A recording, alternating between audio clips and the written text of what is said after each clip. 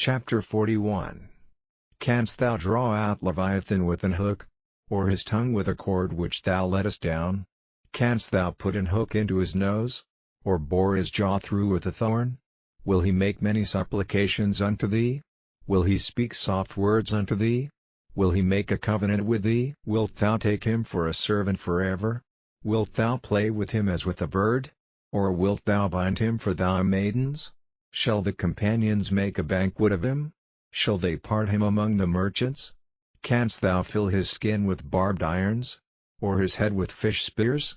Lay thine hand upon him, remember the battle, do no more. Behold, the hope of him is in vain. Shall not one be cast down even at the sight of him? None is so fierce that dare stir him up. Who then is able to stand before me? Who hath prevented me, that I should repay him? Whatsoever is under the whole heaven is mine.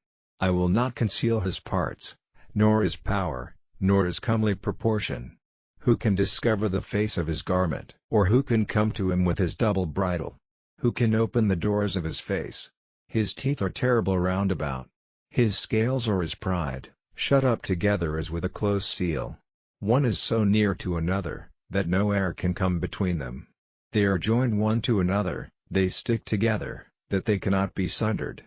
By his neesings a light doth shine, and his eyes are like the eyelids of the morning. Out of his mouth go burning lamps, and sparks of fire leap out.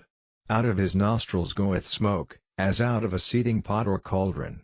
His breath kindeth coals, and a flame goeth out of his mouth.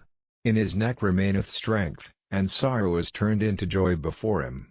The flakes of his flesh are joined together, they are firm in themselves, they cannot be moved. His heart is as firm as a stone, yea, as hard as a piece of the nether millstone. When he raiseth up himself, the mighty are afraid, by reason of breakings they purify themselves. The sword of him that layeth at him cannot hold, the spear, the dart, nor the habergeon. He esteemeth iron as straw, and brass as rotten wood. The arrow cannot make him flee, slingstones are turned with him into stubble. Darts are counted as stubble, he laugheth at the shaking of a spear. Sharp stones are under him, he spreadeth sharp-pointed things upon the mire. He maketh the deep to boil like a pot, he maketh the sea like a pot of ointment. He maketh the path to shine after him, one would think the deep to be hoary. Upon earth there is not his like, who is made without fear. He beholdeth all high things, he is a king over all the children of pride. Chapter 42. Then Job answered the Lord, and said, I know that thou canst do everything, and that no thought can be withholden from thee. Who is he that hideth counsel without knowledge?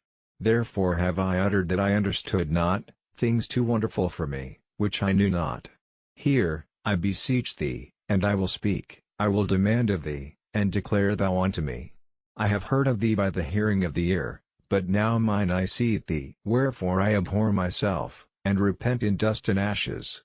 And it was so, that after the Lord had spoken these words unto Job, the Lord said to Eliphaz the Temanite, My wrath is kindled against thee, and against thy two friends, for ye have not spoken of me the thing that is right, as my servant Job hath. Therefore take unto you now 7 bullocks and 7 rams, and go to my servant Job, and offer up for yourselves a burnt offering, and my servant Job shall pray for you, for him will I accept, lest I deal with you after your folly, in that ye have not spoken of me the thing which is right, like my servant Job. So Eliphaz the Temanite and Bildad the Shuhite and Zophar the Naamathite went, and did according as the Lord commanded them. The Lord also accepted Job. And the Lord turned the captivity of Job, when he prayed for his friends, also the Lord gave Job twice as much as he had before. Then came there unto him all his brethren, and all his sisters, and all they that had been of his acquaintance before, and did eat bread with him in his house, and they bemoaned him, and comforted him over all the evil that the Lord had brought upon him. Every man also gave him a piece of money, and every one an earring of gold. So the Lord blessed the latter end of Job more than his beginning, for he had 14,000 sheep, and 6,000 camels, and 1,000 yoke of oxen, and 1,000 she-asses. He had also 7 sons and 3 daughters. And he called the name of the first, Jemimah, and the name of the second, Keziah, and the name of the third, Karen-Happuch. And in all the land were no women found so fair as the daughters of Job, and their father gave them inheritance among their brethren. After this lived Job 140 years, and saw his sons, and his sons' sons, even 4 generations. So Job died, being old and full of days.